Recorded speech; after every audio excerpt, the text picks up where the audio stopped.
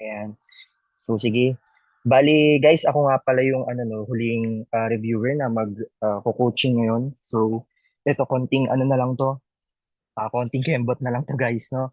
Konti na lang 'yan. So yung prepare ko pala dito na coaching natin is more on geotechnical engineering and hydraulics. Okay, kasi syempre dyan tayo pwede makabawi no, out of the board exam subjects natin. So sayang naman kasi kapag lalong-lalo na yung mga problems na is hindi natin masagutan, di ba? So ito mabilis lang naman to, chill lang yung aking coaching for today. So sige. So ito, para sa unang question natin, sagutan natin. Ayan. O, kita pala si Ma'am Bell dito, no? Kita pala si Ma'am Bell. Hi, Ma'am Bell. Ayan. So sige, huwag niyo na siya pansinin. O di ganito. So para sa unang question dyan, so a gate is inclined 60 degrees with the horizontal. The top of the gate is the vertex which is submerged at a depth of 2 meters. The shorter side is parallel to the water surface. The gate is triangular. So B is equal to 4 meters and H is 6 meters. So number one, find the total hydrostatic force. Then number two, find the location of the total hydrostatic force from the bottom of the gate in meters. The number three, if the gate is hinged at the top, find the force in kilonewton at the bottom normal to the gate required to open it. Okay, so actually kasi 'di ba, ito yung mga topics and yung mga questions na kumbaga sobrang or kumbaga lagi-laging lumalabas pagdating sa hydraulics na topic, 'di ba? So ayun, kailangan ma-sure natin yung mga points na to kumbaga. No? So ito, sagutan lang natin ng mabilisan, no? Halimbawa, ito yung ating free liquid surface. Okay? So, yan yung free liquid surface natin. So, ang sabi, yung kanyang top side daw is yung vertex. No? Top of the gate is a vertex. Ayan. Which is submerged 2 meters. 2 meters no, from the water surface. So, halimbawa ito. No? So, ito yung ating 2 meters depth. Ayan. Tapos ang mangyayari, dito lang magsisimula yung ating triangular gate, no? So, nandito yung vertex. Tapos ang sabi niya kasi, no, inclined 60 degrees with the horizontal. So, hindi siya vertical, no? Therefore, bawa, ito yung ating gate. O, di syempre, ang makikita nyo lang dito sa view natin is yung thickness ng gate natin, which is, again, inclined yan, 60 degrees from the horizontal. Ayan. So, sabihin natin na nandito yung ating ground surface. Ayan. So, ang mangyayari kasi, di ba? O, di pwede nating idiretso to sa formula kasi number one is napakadali lang. Find the total hydrostatic force. Okay, so halimbawa ganito. Tingnan natin dito sa view na yan. Makikita natin yung area kasi, di ba? So, ano yung itsura ng ating area? So, kung ipoproject natin dito, no? So, sabihin natin ito yung area natin. Ayan. So, nasa taas daw kasi yung ating vertex. So, halimbawa, ito yung itsura ng ating triangle dyan. Ayan.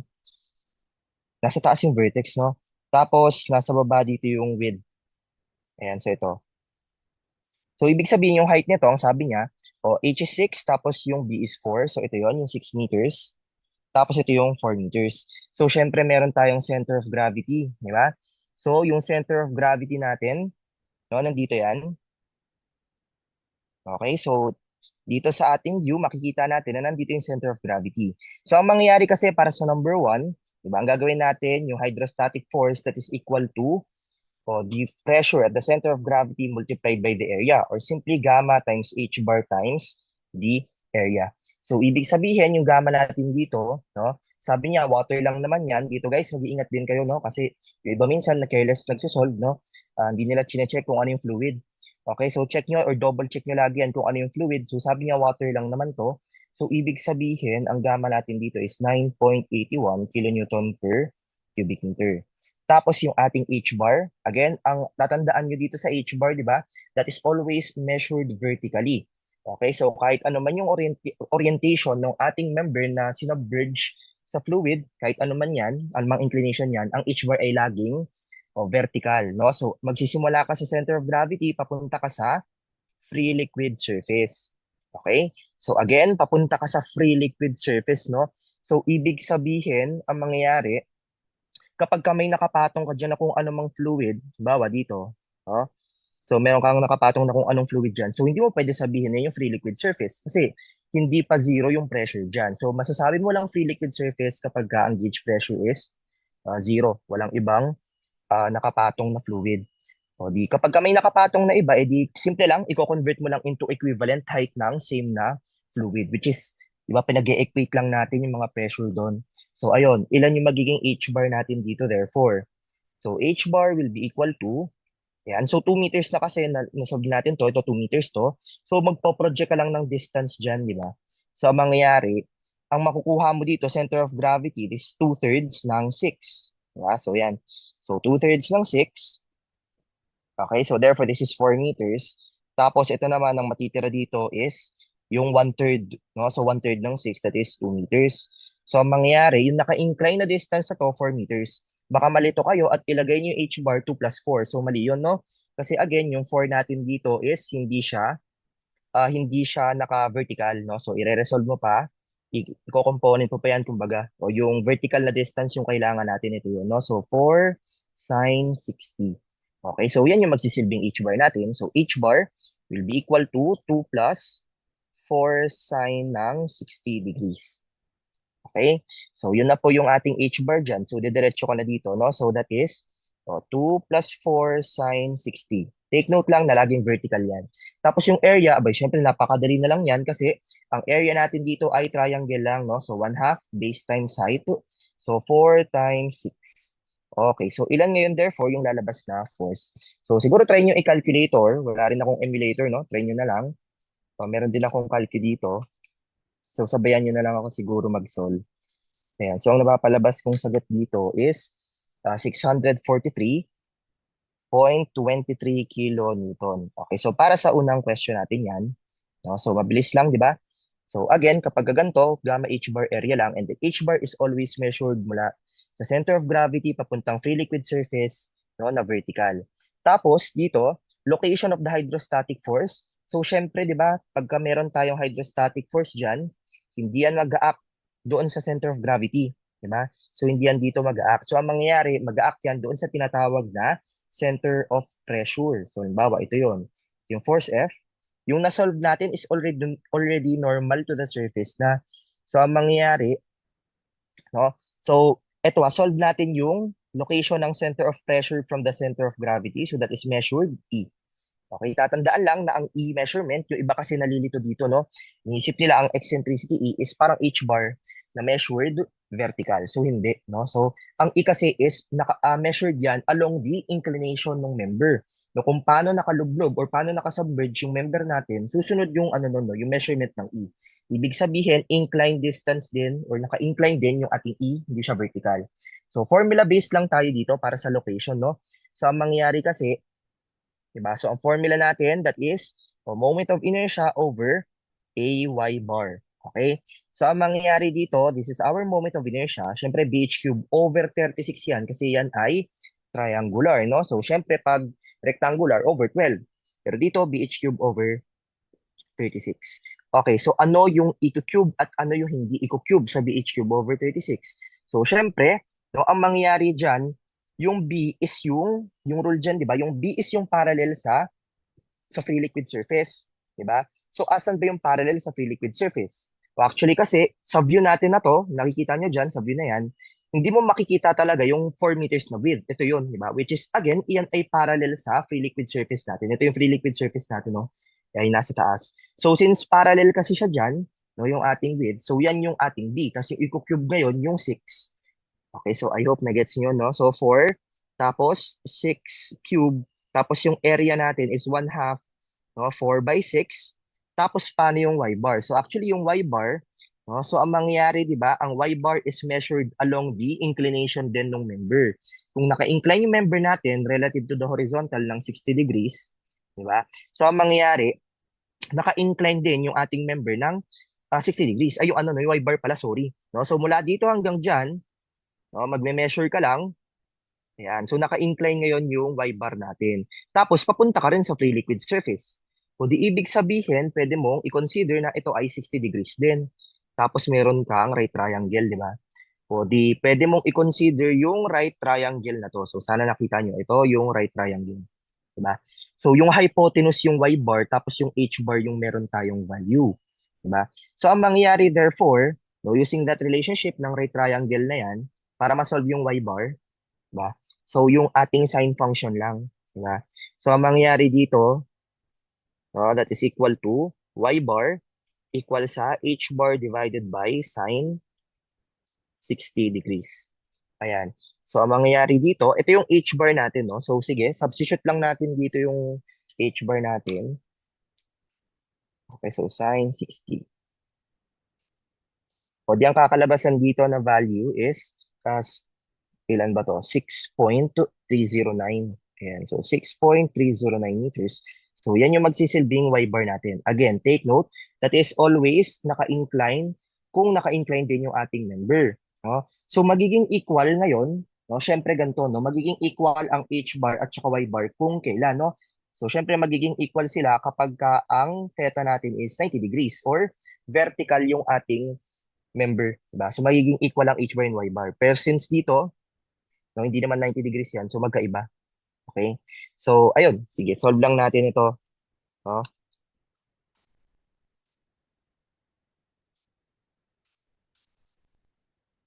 O di ang lalabas na eccentricity is 0. Ayan, so 0.317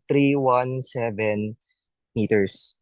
Ayan, so para dito sa value ng ano no, ng location niya o from the bottom of the gate. So ibig sabihin ang mangyayari, masosolve mo na kasi from the bottom that is 2 meters.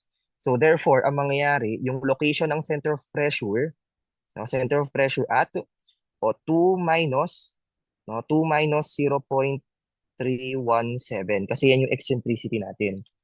Okay, so therefore 1.683 yung sagot, no? So 1.683 meters from the bottom. Ayan. So dapat malinaw tayo kapag ka nagso-solve ng distance, dapat alam natin kung ano yung reference. Okay, so ayan. So from the bottom, yan po yung sagot natin.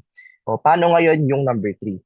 Find the force at the bottom normal to the gate required to open it.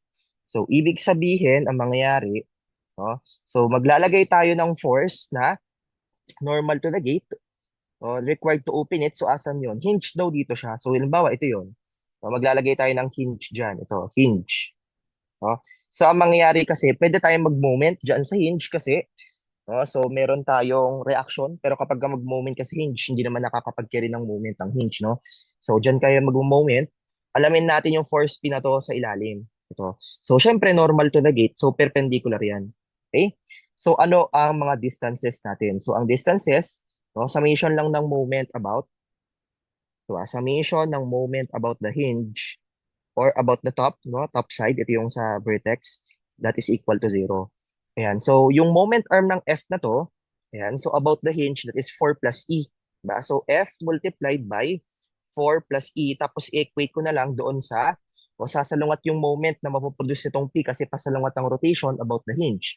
So, P, tapos yung moment arm natin or perpendicular distance is yung 6 meters, diba? So, mula dito hanggang dito, that is 6 meters. Okay, so ito, 6 meters. O, di given that meron ka ng force F na solve, so 643 to, 643.23. Tapos yung eccentricity natin ay 0.317. O, di masasolve mo na, therefore, yung value ng P. Ayan, so 643.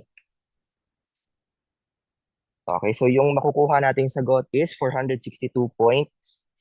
Ayan, so 462.6 kilonewton. So yung iba nakastore siguro yung values nyo dyan, no? Pero I think parehas lang naman yan kung kung nakastore ka or mag-round off ka ng konti. So yun lang guys, no? So again, very critical din kasi yung topic na to kasi laging nabasin yan pagdating sa geohydro, no? Yung sa hydrostatic forces. Okay, so yan lang. Sige, so I think pwede tayong lumipat sa next na problem natin. To.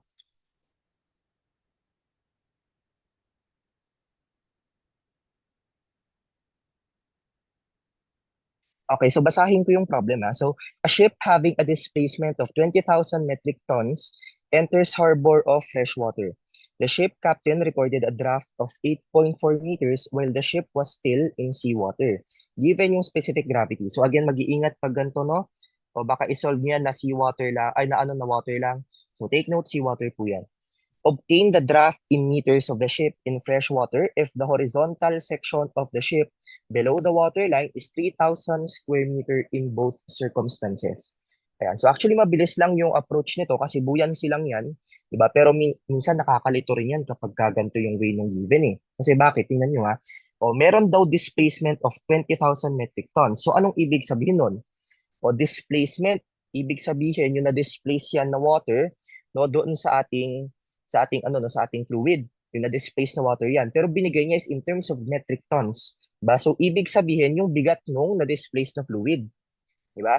So again, no, yung principle ng ano natin or Archimedes principle or yung principle ng buoyancy, kung ano yung weight nung na-displace na fluid, yun din yung magiging buoyant force. No? Tapos by equilibrium, di ba? By equilibrium, kung wala namang ibang ano diyan, nakalagay yan, o di ang mangyayari, kung ano yung buoyant force, yun yung magiging weight. Kasi yun lang naman yung dalawang forces natin dyan, vertically speaking, no? So that is weight tsaka buoyant force. So ibig sabihin, yung tinutukoy niya na 20,000 metric tons is already the weight of the ship. So that is 20,000 metric tons. Siguro conversion natin, no? Dapat siguro may idea ka sa conversion. No? So syempre, yung ating 1 metric ton is equal to 1,000 kilogram. So, yun lang naman yun, no? Yan yung ating magiging weight in terms of kilogram. So, ito na yun. So, ang mangyayari ngayon, paano natin siya isa-solve?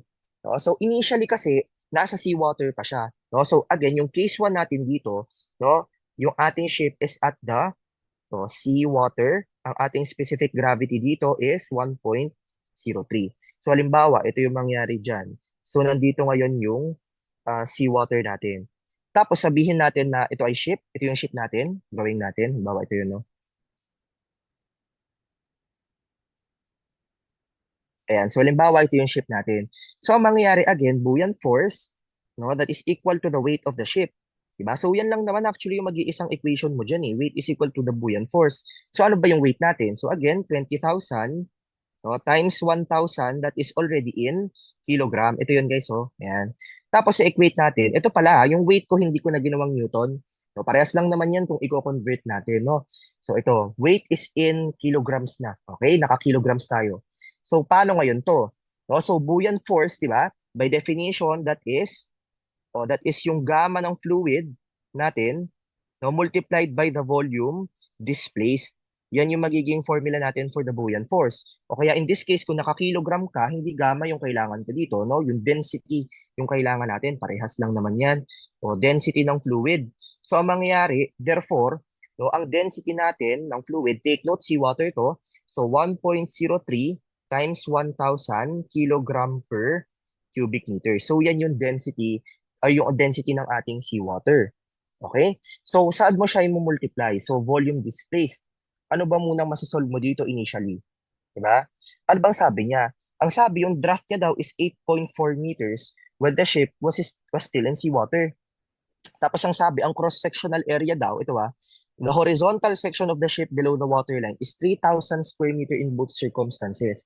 Anong ibig sabihin nun? So, ibig sabihin, yung mapoproduce mong area dito, yung waterline profile natin dyan, kung titingnan mo siya sa top view, no, top view, no, ang makikita mong area is 3,000 square meter. Okay?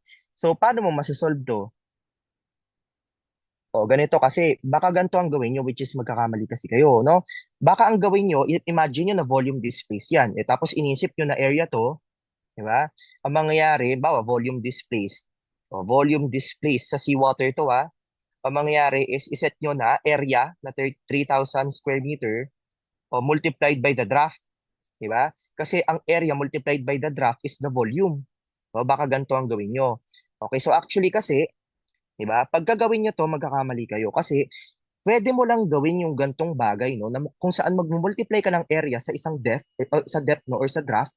Kasi ito yung draft, di ba? Kung ano yung nakalubog dun sa, ano, sa ship natin. So, gagawin mo lang yung bagay na to, no? Yung area tapos yung draft. Kapag ka-sure kang prismatic yung area, na kung saan, no? Kahit saang water level ka, pare-parehas yung waterline profile na makukuha mo. O ang makikita mo kasi dito, yung area, iba-iba yan. Kaya ngayon drawing ko dito is hindi siya ano no, kumbaga hindi siya prismatic, 'di ba? Hindi naman niya sinabi na iyan ay rectangular yung barge mo, no? Sabi naman, hindi naman rectangular barge. Applicable lang yan pag rectangular yung barge kasi ang mangyayari, baway drawing ko dito yung scenario, ang tinutukoy ko. No? So, halimbawa, ito, o kapag ka-rectangular yung barge mo, pwede mong gamitin yung concept na yan. Yung area nito is constant all throughout the depth. Kaya pwede mong i-multiply yung volume displaced sa area, yung volume displaced mo, pwedeng gawin mong area times yung draft. So dito guys, hindi mo pwede gawin yan kasi yan ay hindi siya prismatic, no? So ang mangyayari, edi wag kong ilagay ito, no? Hindi ko na ilalagay ito, no? Ang gagawin natin is isolve natin first yung volume displaced dyan sa unang case natin. Ibig sabihin, volume displaced 1. So, ibig sabihin, volume displaced to sa seawater. Okay, so halimbawa, solve natin yan. Sige. No? So, 1.03. Ito guys, so ang lalabas dito, kung consistent ka naman sa units, ang lalabas talaga dyan, naka-cubic meter. So, 19, no, 19417, 19417.476. O, ito na lang. No? O, di sige. So, ang mangyayari ngayon, itabi muna natin yan. So, yun sa case 2 natin ngayon, lipat tayo ngayon sa doon na. Ang mangyayari kasi ang pinapasolve niya, di ba? Obtain the draft, no? Yung panibagong draft kapag lumipat daw siya sa freshwater.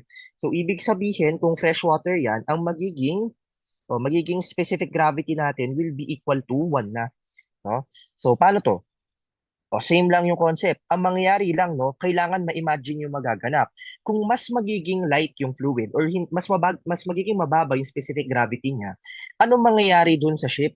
Di ba? So, dapat dito pa lang ma-imagine nyo eh. Ano mangyayari sa ship, di ba? Lulubog ba siya or mas lulubog ba siya? No, lalaki ba yung draft niya or liliit yung draft?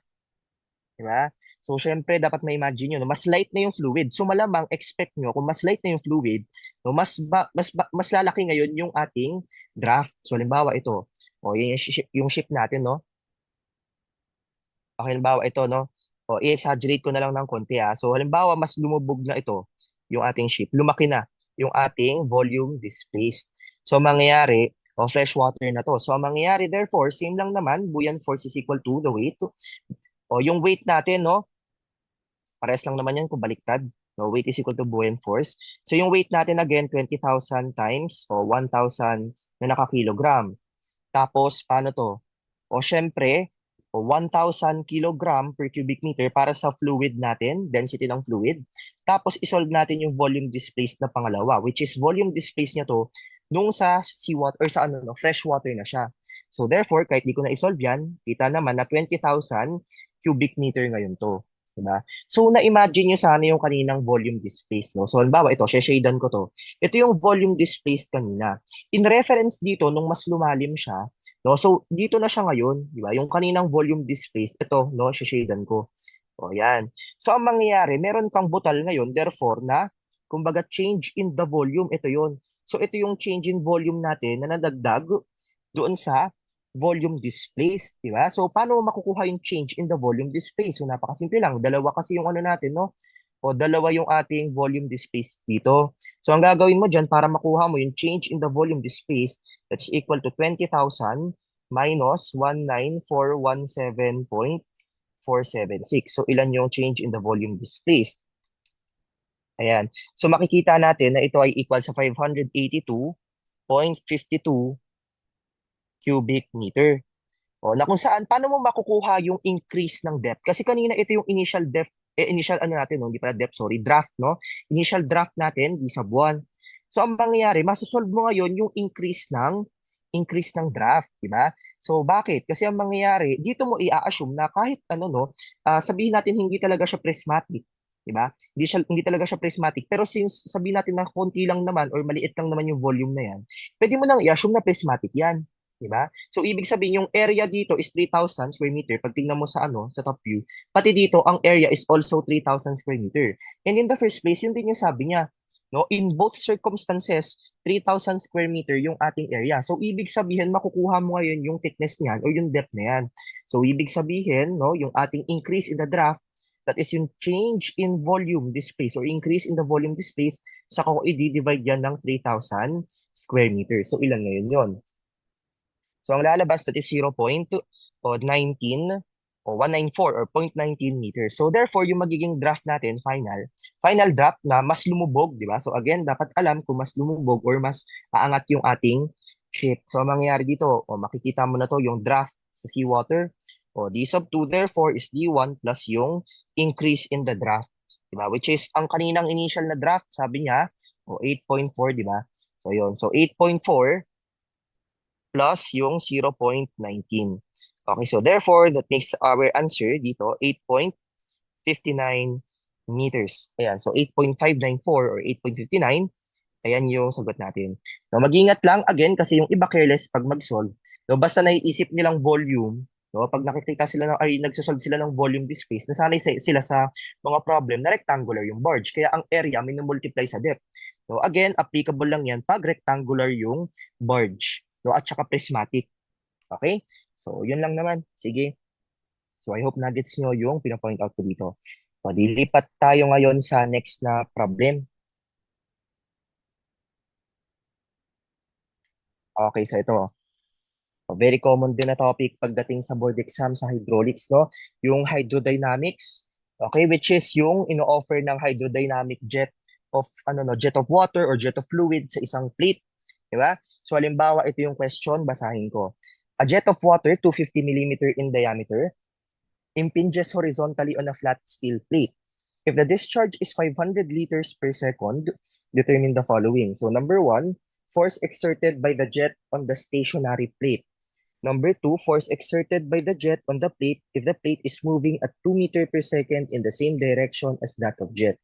Then number three, distance of the load from the nozzle tip if the jet is supporting the plate vertically and the plate has a weight of 150 Newton. Ito. So iba-iba yung case for items 1 to 3, no?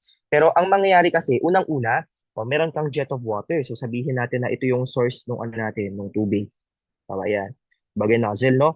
Ang mangyayari, impinges horizontally. So, ibig sabihin, halimbawa, ito yung ating, dyan, jet of water, na kung saan ang diameter daw nito is 250 mm.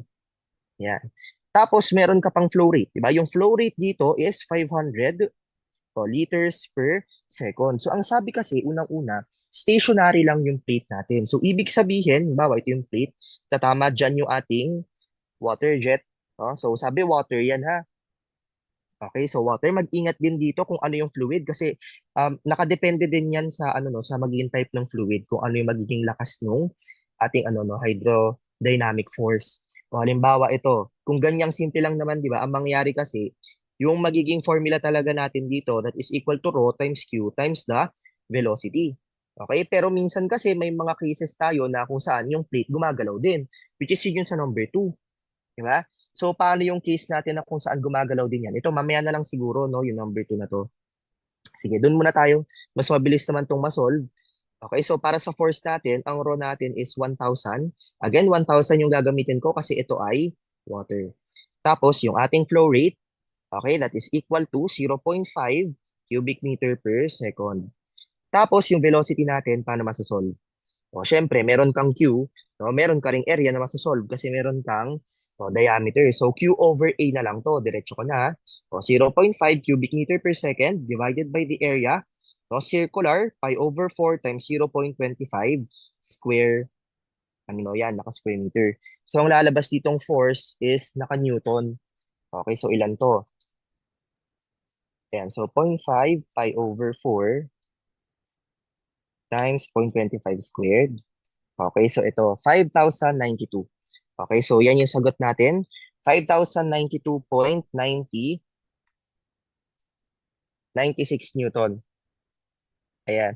So, ang mangyayari, kung nakakilo nyo to, divide nyo lang ng 1K, that is 5.09. So, what if naman kung gumagalaw yung ating, gumagalaw yung ating plate? Ito, which is yun sa number 2. The force exerted by the jet on the plate, if the plate is moving 2 meter per second in the same direction as that of jet. Ibig sabihin, imagine nyo ngayon na, halimbawa, meron kang velocity dito. No? Sabihin natin na ang velocity ng jet of water is V. Ito yon. Meron siyang velocity dyan. Tapos ang nangyari, gumagalaw din yung ating plate. Sabihin natin yung velocity niya. So, dito ngayon papasok yung concept ng relative velocity. Kasi ang mangyayari, no, umaandar din yung plate habang umaandar yung tubig dyan. So, ibig sabihin, kung same pa sila ng direction, ang effect lang yan, instead na mag-velocity ka dito V, ang gagawin mo dito is yung relative velocity. No? Ang magiging relative velocity mo ngayon, that is V minus U. Diba? So, yun lang naman yun. Okay? So therefore, ang mangyayari dito, no, so rho that is equal to, ay wait lang, sorry. Yung force pala natin, Okay? No, so paano yung magiging ano natin, Q? 'Di ba? Yung flow rate mo ngayon, kung ito na yung velocity na gagamitin mo, yung apparent velocity na yan o yung relative velocity na mararamdaman ng plate, syempre iba na rin yung magiging flow rate natin. So ang magiging flow rate therefore is area times yung velocity na yan. No? Again, ito na yung Q natin, no? Area times velocity na relative velocity. Tapos para sa velocity V, ang mangyayari dito, yung velocity natin is also V minus U. Kaya yung magiging formula mo dito, that is rho times A, no? V minus U squared. O, yun lang naman yun. So, ang mangyayari dito, density natin, 1,000 kilogram per cubic meter. Tapos yung area natin dito, no, that's pi over 4 times 0.25 squared. O tapos, ang mangyayari, yung velocity natin, no? So, hindi natin na-solve kanina yung velocity, pero I think mabilis lang yan. Yung velocity natin dito, V, yung Q over A yan. Diba? Yung initial velocity ng ating jet. So, 0.5 divided by pi over 4 times 0.25 squared. Yan yung Q over A natin. Minus, yun yung velocity ng jet ha. Ma-minus ko yung velocity ng ating plate. No? Yung U natin dito is 2 meter per second. Okay? Kung pasalungat yan guys, no, kung sakaling naging against the direction of the jet, ibig sabihin negative 2 yung ilalagay ko. That means V minus negative 2. So magiging plus or additive yung effect. Diba? So yun lang naman. No? Mag-ingat din sa directions. So naka-square to. Ayan. So ilan ngayon therefore yung magiging force natin? Ayan. So pi over 4.25 squared.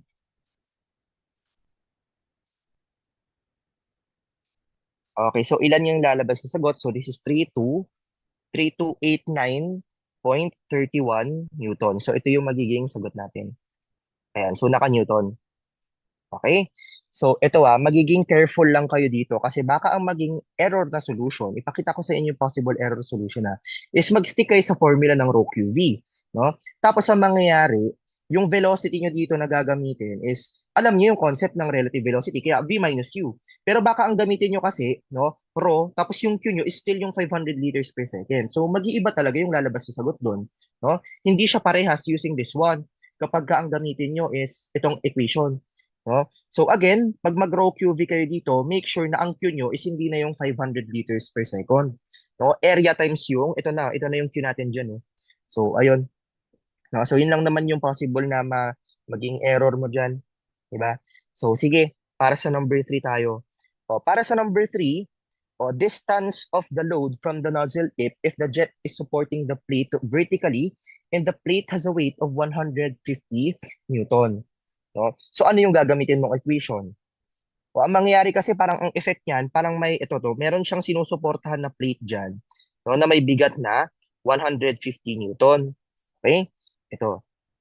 So syempre, para masuportahan niyan at para maging equilibrium, dapat yung magiging jet natin diyan, jet of water, is parehas ng ino-offer na force, no? 150 Newton din yung kanyang hydrodynamic force.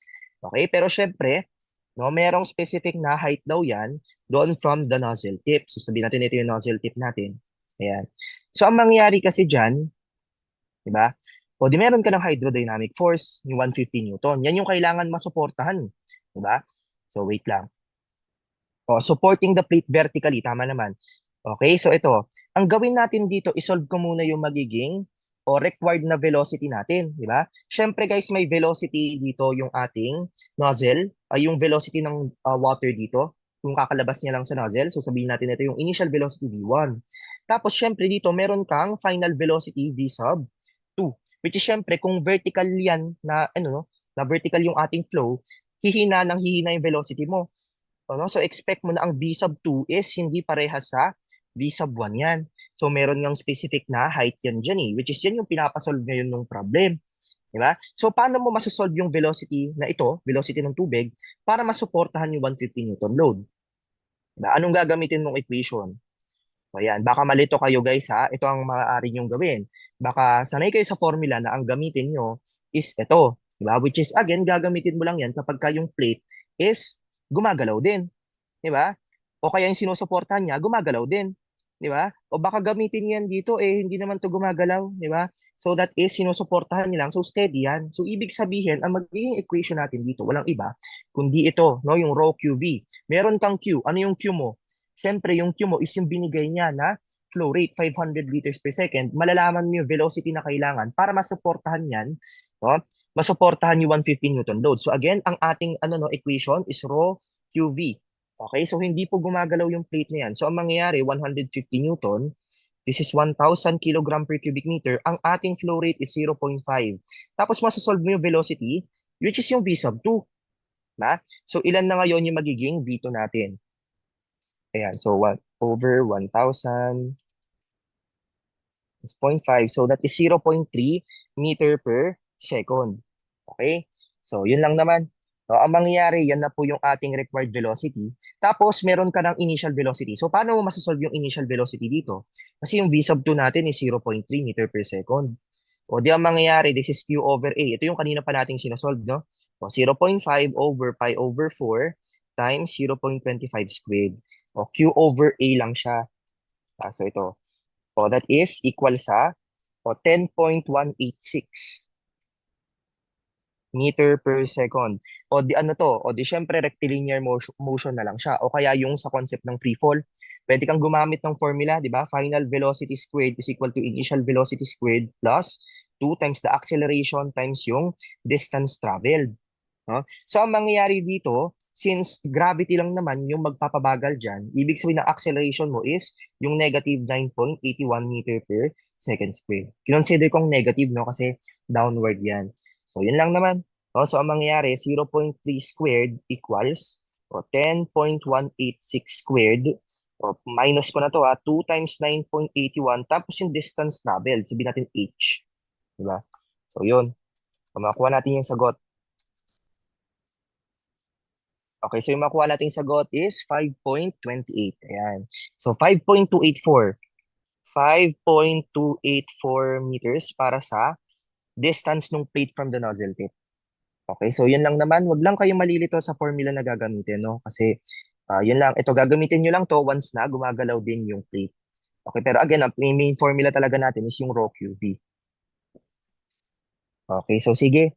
O di para sa next na problem tayo dito, ito, mabilis lang din.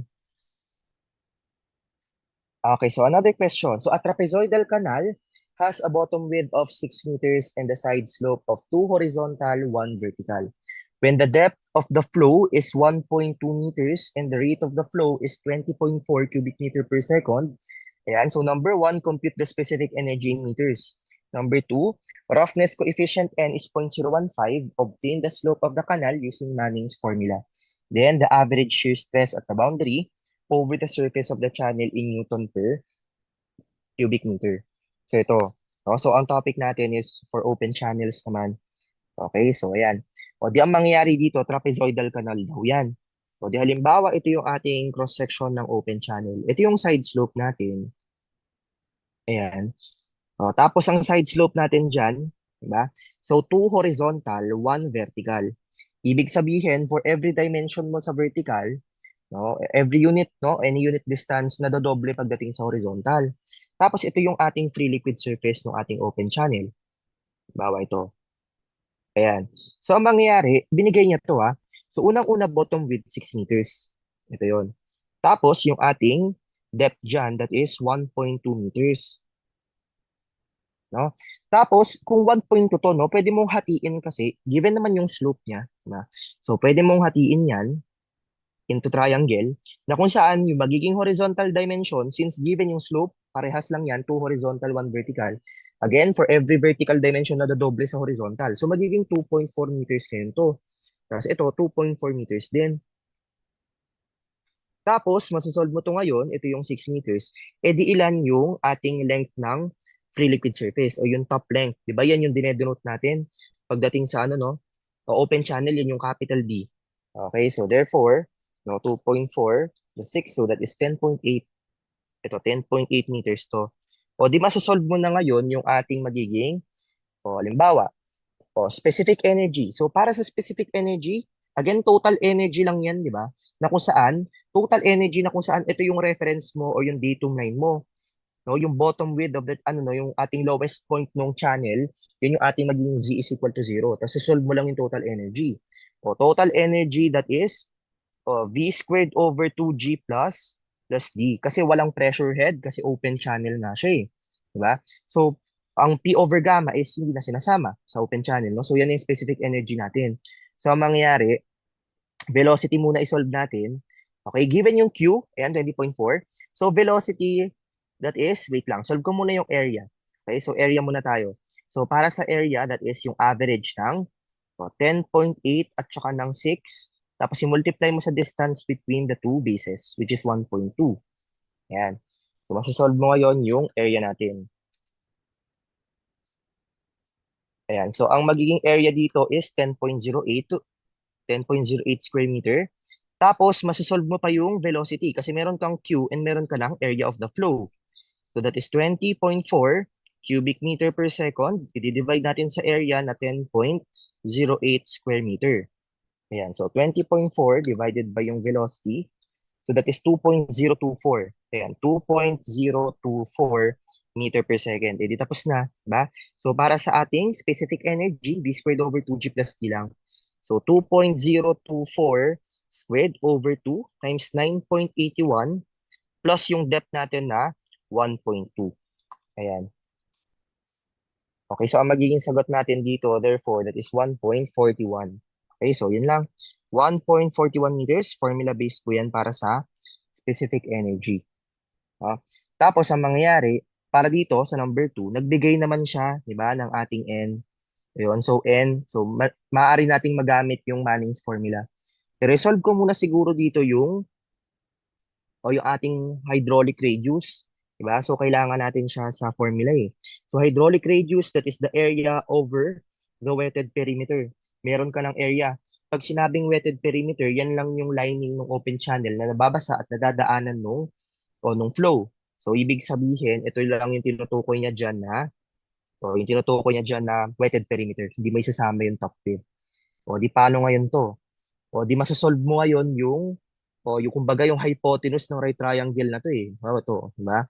So, malalaman mo yung hypotenuse niyan, diba? So, square root of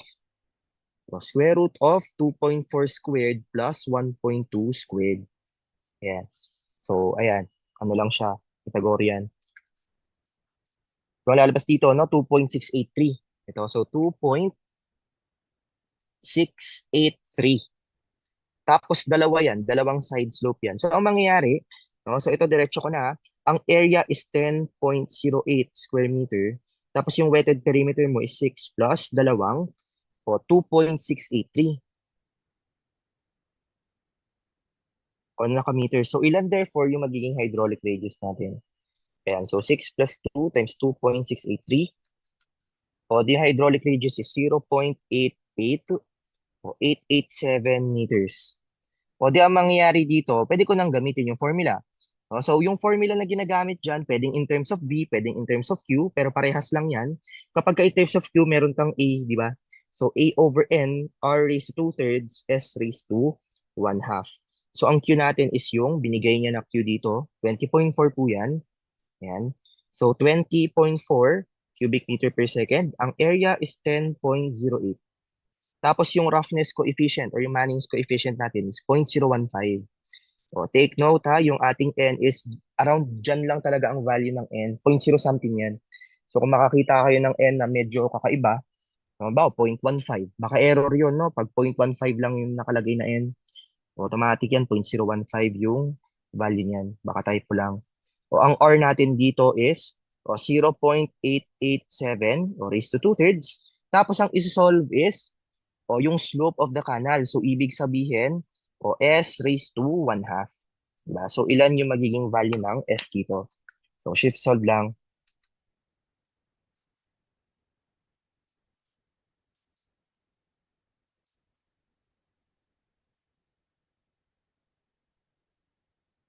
Ayan. So, ang makukuha niyo yung sagot dito is 0.00108.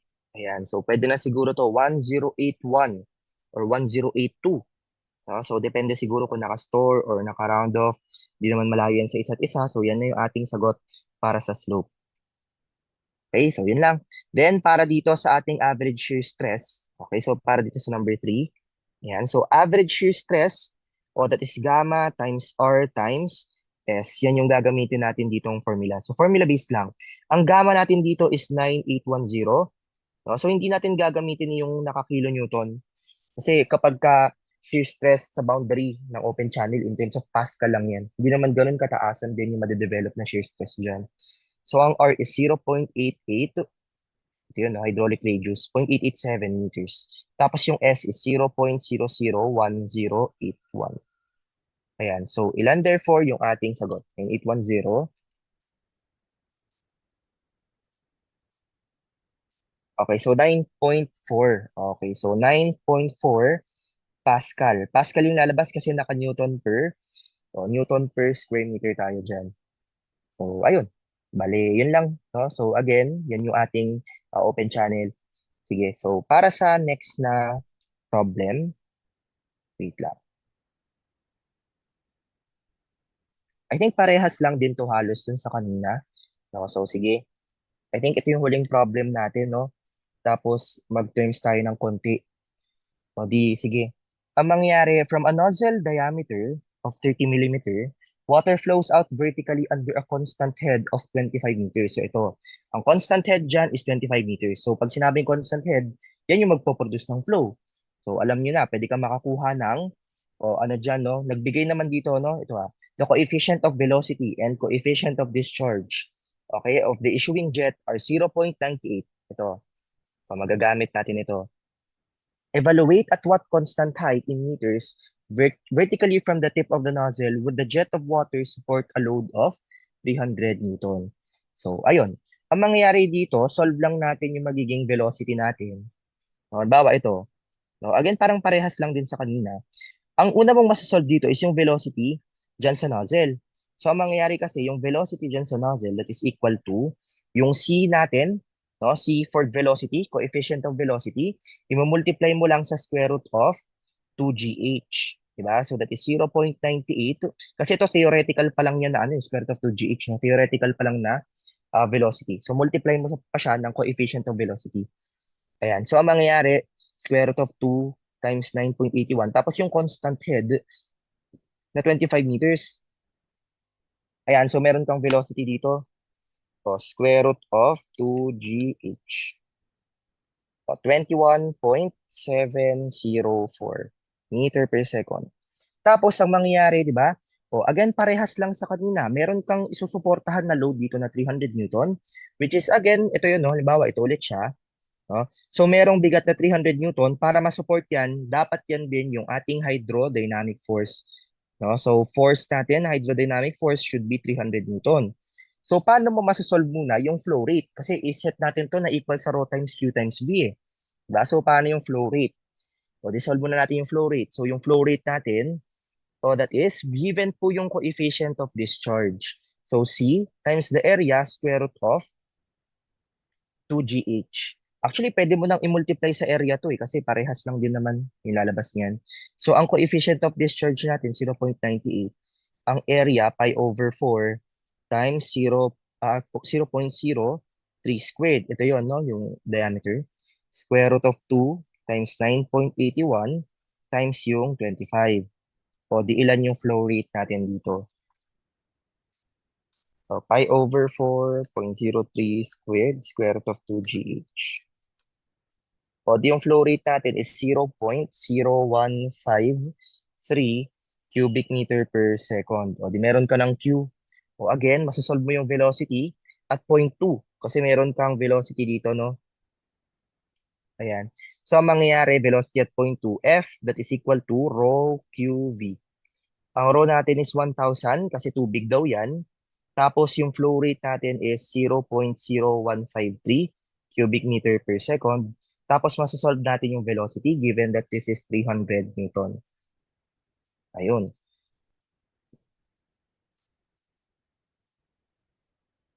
Okay, so yung velocity natin at point 2 is 19.608 meter per second. O di therefore, ganun lang din yung sa kanina. No? So 19.608 meter per second. Masasolve mo yung distance na yan. No? So using the equation, okay, so final velocity squared is equal to initial velocity squared plus 2 times acceleration times yung distance. Ayun lang. So distance, therefore, that is final velocity squared minus initial velocity squared over 2 times acceleration. So 19.608 squared minus yung initial velocity na 21.704 squared. Tapos, 2, ang acceleration is due to gravity. Ayan. Okay, so 19.608 squared, 21.704 squared, 2 times 1981. So, ayun. I think parehas naman tayo ng nasusolve. So, 4 point, ano to? 4.41. Okay, so 4.41. 4.41 meters yung ating sagot.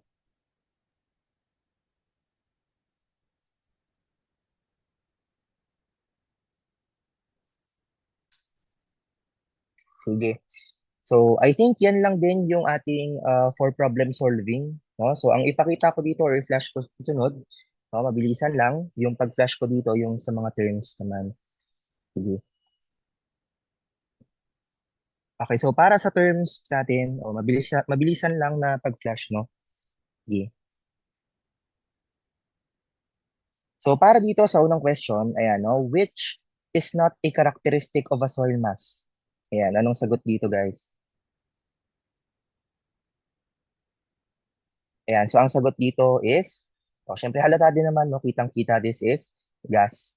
Okay, kasi ito, porosity tsaka void ratio is soil property yan. O, sige, next. O, an instrument used for one-dimension consolidation test of soil.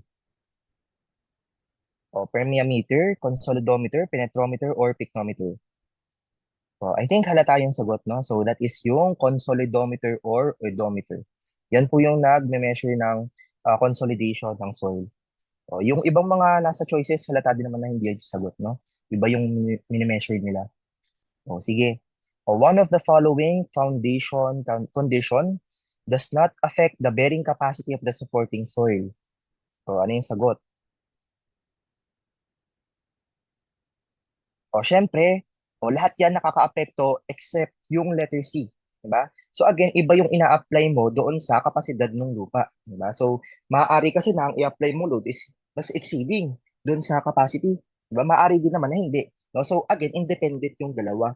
No? So ang mangyayari, nakadepende ngayon yung bearing capacity dyan sa A, tsaka sa B, tsaka sa D. Diba? Kung napansin nyo, pag nagsosolve kayo ng Terzaghi's bearing capacity, no, lahat yung mga yan, A, B, and D ay nako-consider sa equation, di ba? Sa pag-solve ng Terzaghi's bearing capacity natin. So, yun. So, next, if the groundwater table in a soil formation rises as a result of flooding, the bearing capacity of the soil, so anong mangyayari dito? O, tumataas yung groundwater table. So, syempre, yung bearing capacity that is, magdi-decrease. Okay, next. A device used to measure the undrained shear strength CU of very soft to medium cohesive soil. Okay, so that is shear vein. Ayan, so shear vein. O next, an abrupt rise in water surface which results from retarding water flowing at lower stage. O abrupt rise, dyan pa lang, no? Abrupt rise in water surface, that is yung hydraulic jump. Okay, o next. A pressure surge or wave caused when a fluid in motion is forced to stop or change direction suddenly is referred to in hydraulics as pressure surge. Sa mga closed conduits, no? So that is yung water hammer. Okay? So sige. Next. The sum of the vertical components of all intergranular contact forces over a unit gross cross-sectional area. O baka isagot niyo dito, total stress, kasi all intergranular contact. So, actually, that is wrong, no? Kasi ang intergranular contact o yung kapit ng lupa sa lupa, di ba? Yan yung effective stress. Okay? So, yan yung normal stress na de-develop sa point of contact ng mga soil solids or soil particle natin. Ayan. So, next. It occurs in soils of saturated cohesionless particles, such as sand, and causes a sudden drop in shear strength. And the soil turns into a liquid. O, yan na, halata na. So, anong sagot?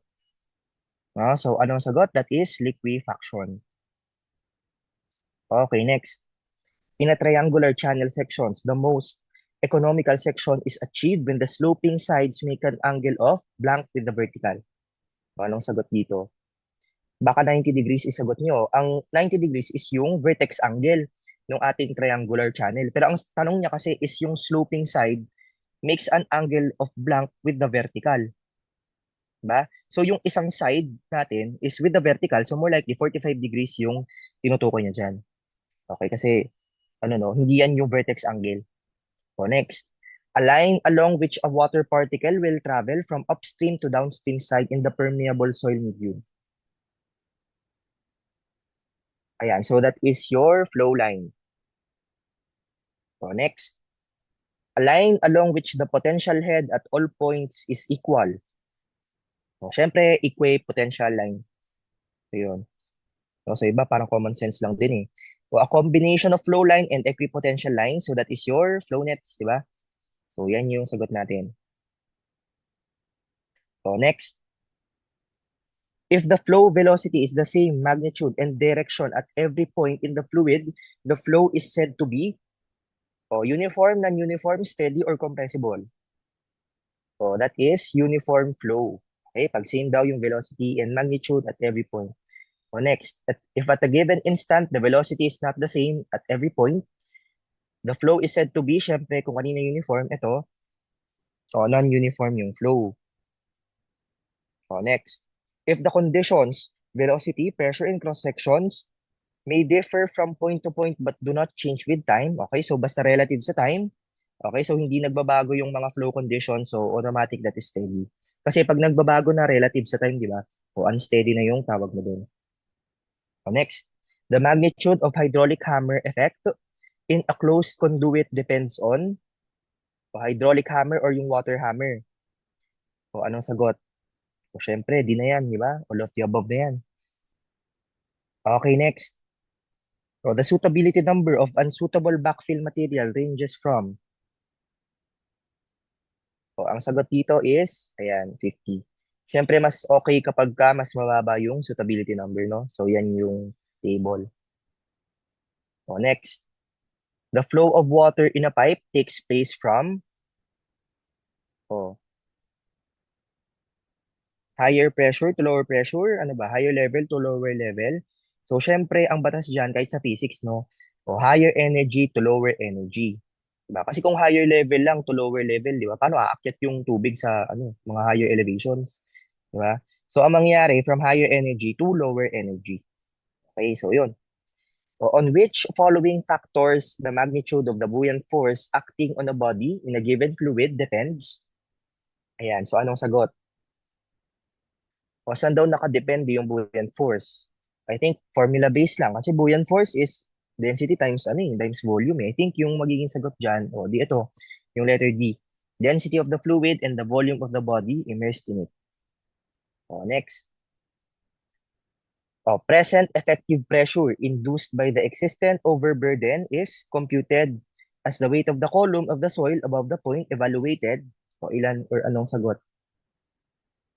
So that is geostatic pressure. Iba kasi lateral pressure, no? So yun pa yung may K pa yun eh, di ba? So ayun, hydrostatic pressure, iba naman yung tubig yun. So di ganito, ratio of the lateral stress to the vertical stress in a soil. So that is coefficient of lateral pressure, yung K. Molecular attraction of unlike particles. Okay, so unlike particle, ibig sabihin magkaibang particle, adhesion. Kasi ito yung kasunod na question, pag like particle, yan yung, bawa, soil particle to soil particle, cohesion, di ba? So yun, like particle is cohesion, unlike is adhesion. Next, demonstrated by the upward movement of water through a narrow tube against the force of gravity. Okay, so that is capillary action. Okay, next. Hydrometer is an instrument used for measuring hydrometer. That is for specific gravity. Okay, next. So as the depth of immersion of a vertical plane surface increases, the location of the center of pressure, anong sagot?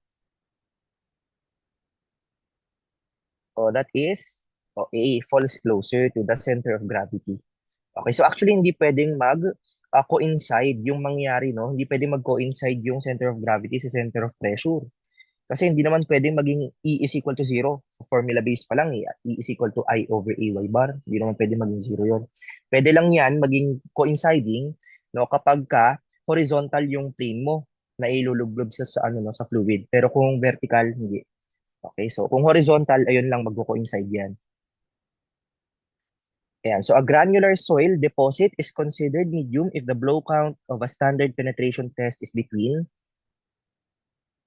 Okay, so that is 10 to 30. So ayan yung table natin dito. Okay, so I think that's it, guys. So thank you very much, guys. So good luck sa inyo. Oh, galingan nyo, guys. Sige. Oh, salamat sa pakikinig. Thank you.